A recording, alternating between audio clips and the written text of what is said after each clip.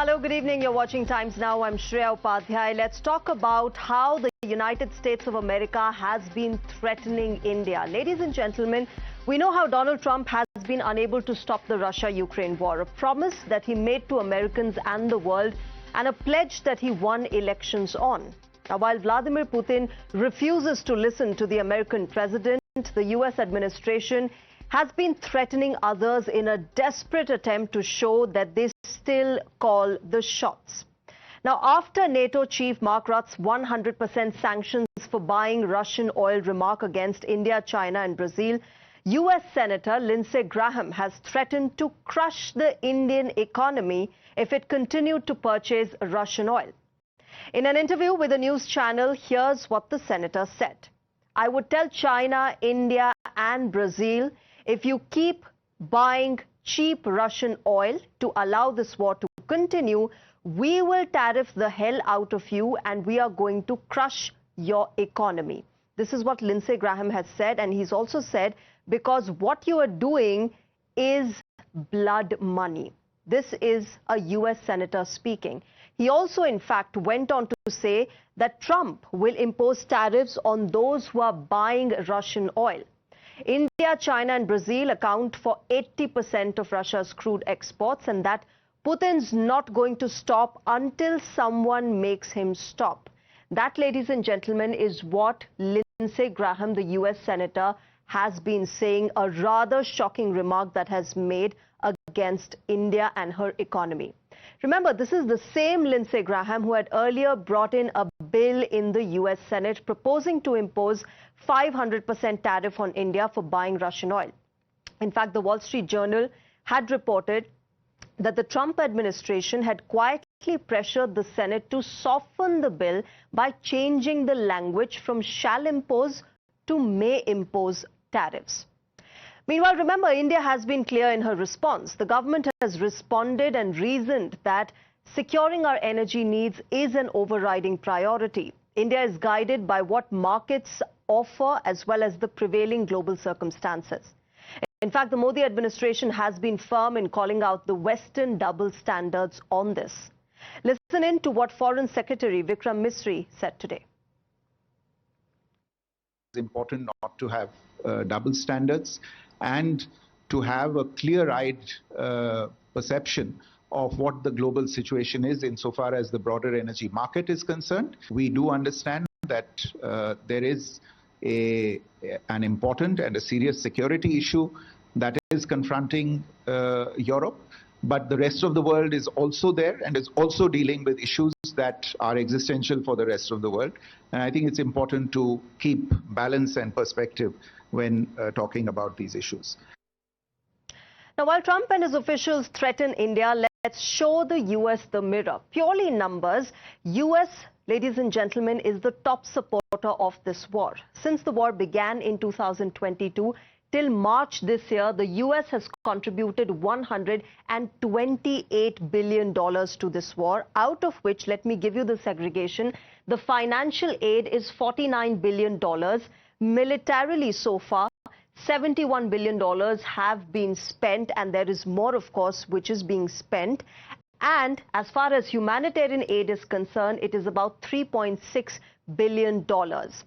Add to this the flip-flop that Donald Trump keeps doing on sending weapons to Zelensky, and of course Europe completely failing to stop the violence, in fact towing any line that Donald Trump wants them to take.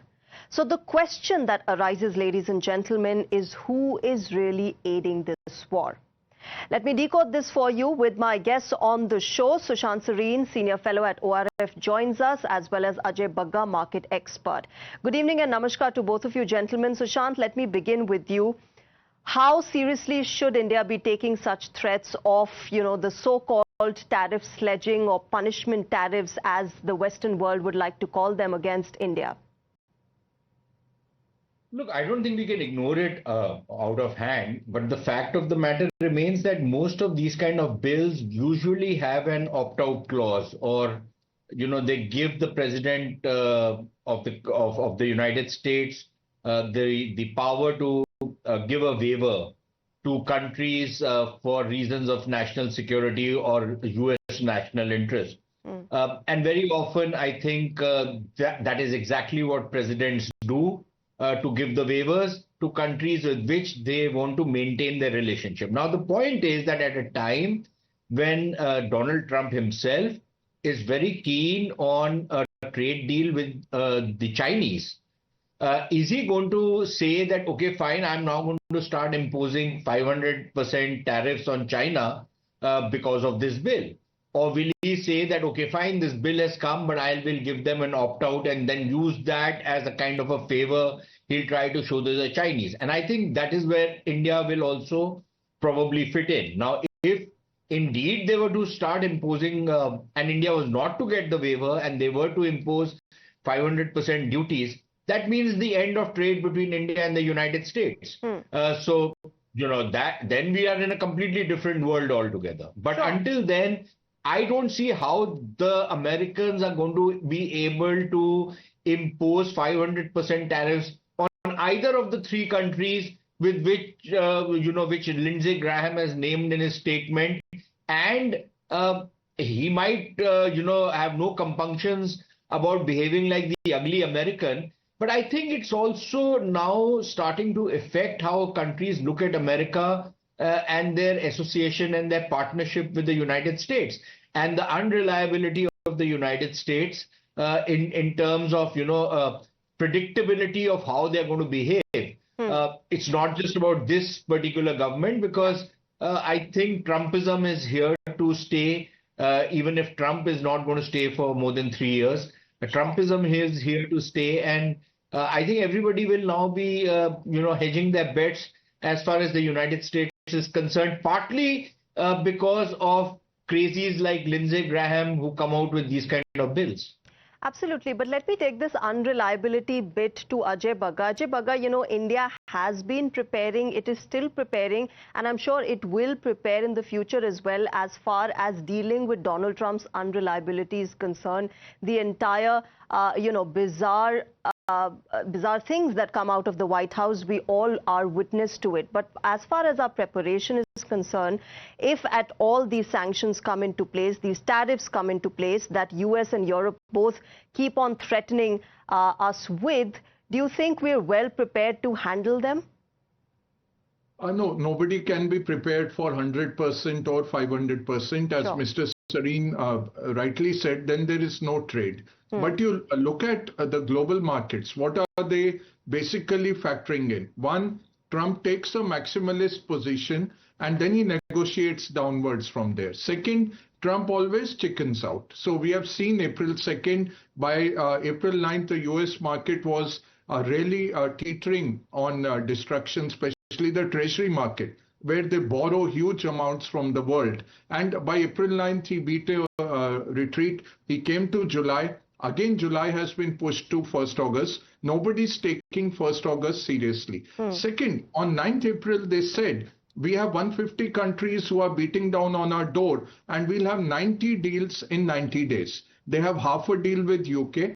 They have a one-sided deal with Vietnam, where Vietnam is charged 20%, but Vietnamese market is open to US goods. Vietnam is too poor a country. They just import about $13 billion worth of goods from the US. How much more will they be able to absorb of US goods? And there is a de-escalation semi-agreement with China, which again has to be closed out by August 12th. India has had 5 rounds of trade negotiations. Nothing has come out of it right now. And now the US unilaterally has announced that we'll be sending a team over to India in mid-August. So August 1 is not happening for India. We'll continue with 10, 15, 20%, whatever Trump decides.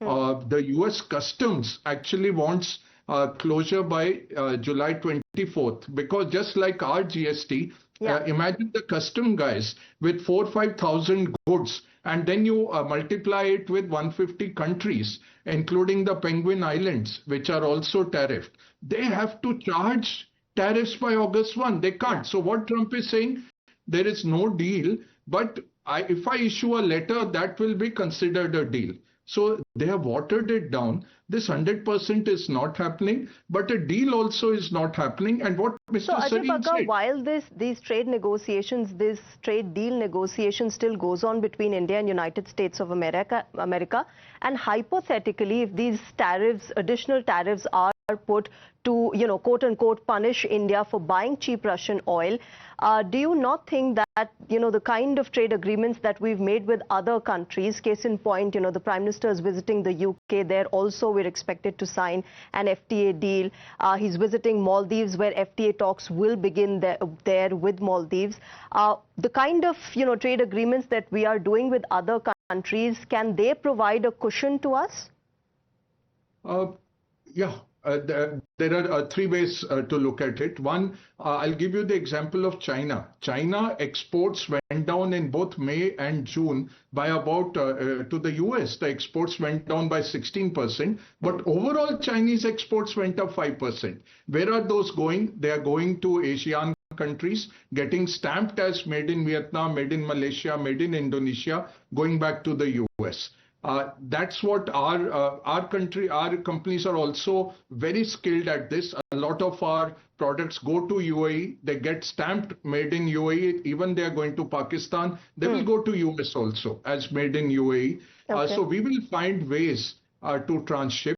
One is this. Second, it's 2% of our GDP, so it's not to be scoffed at. It is a big market for us, and the concerned exporters would really lose out. So a government will have to step in. But the big thing, what I want to put on the table, the world makes 103 million barrels a day. Russia is supplying 10 million. If that 10 goes out, your oil will be at $200. And Trump, who's trying to control inflation, will have failed very badly, because energy costs, the US per gallon will go to about $7 to $8. There is no alternative to that Russian supplies. The Saudis can raise it by about 1.5 to 2 million barrels. That's about it. All the others put together are $500,000.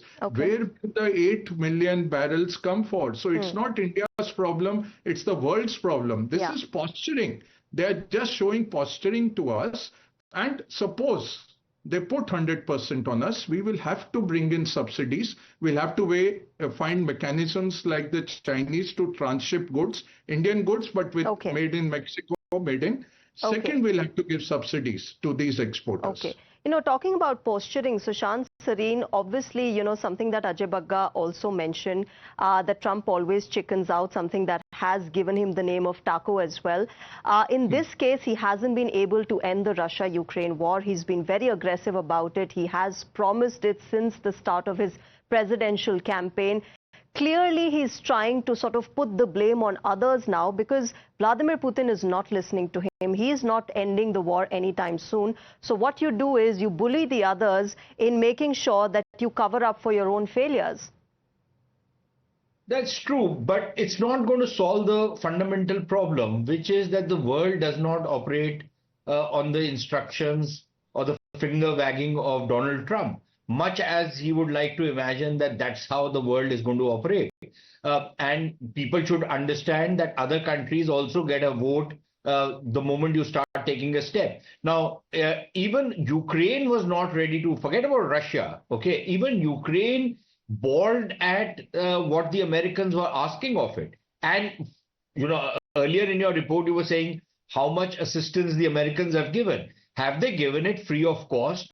Or is there some kind of a payback that they expect from the Ukrainians, which is exactly what Trump was rooting for when he met Zelensky in the White House, that infamous meeting. They're trying to force the Ukrainians into signing off certain minerals, certain other things to the Americans. So clearly there is going to be a pushback from other countries. Countries are already hedging their bets. They're already looking for alternatives. Of course, if, for example, the Chinese have a lot more leverage and ability to play the markets, as Mr. Bagga is suggesting, India, I'm afraid, will not have that same luxury, partly because it increases transaction costs. Now, if you have to first send your goods to Mexico or some other country, it increases your transaction cost, it increases the cost of doing business, and that makes your profitability low, and it makes the entire economics of that particular trade not as profitable as you would want it to be. So I think there are going to be very serious problems. We might be able to manage some parts of the $150–160 billion trade that we are doing with the Americans, but I don't think all of it can be managed, and it will have a serious impact if it were to come to that. But I suspect that they can't single out India. Yeah. Because what is the justification? China and Brazil with India.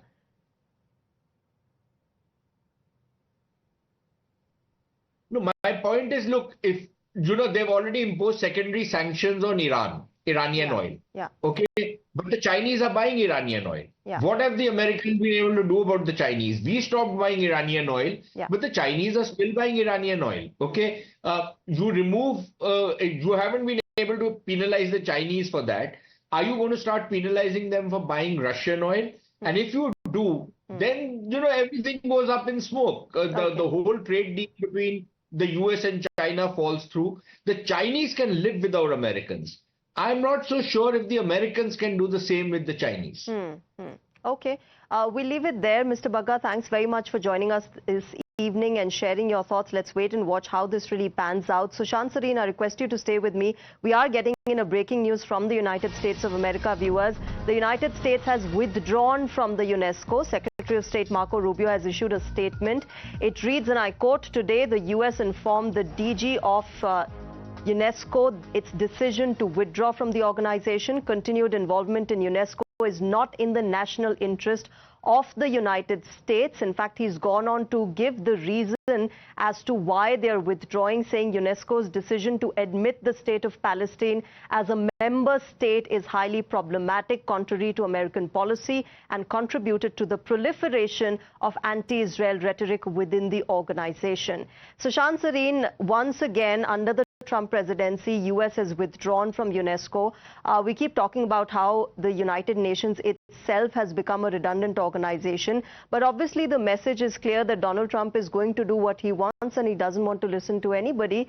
He will want others to toe his own line and his vision.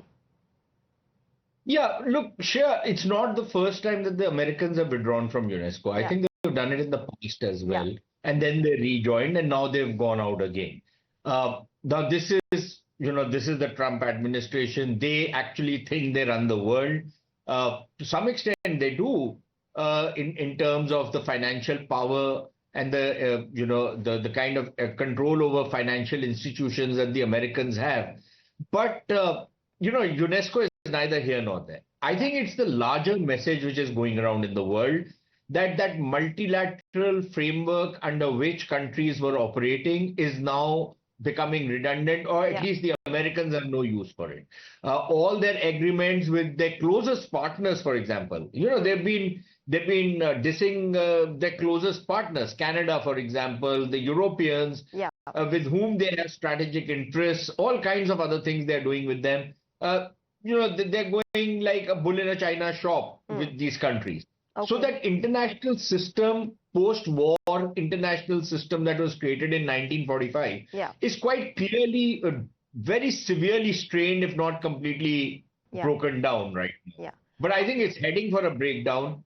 And this is just one of the examples of what's happening now. Well, not that Trump really cares about the breaking down bit, but we leave it there. Thanks very much, Sushant Sareen, for joining us and sharing your thoughts with us on United States of America and how, of course, Trump has been unable to end this war and therefore all the bullying, all the withdrawal that you see from various organizations. With that, viewers, it's time for a short break. News and updates will continue on the other side.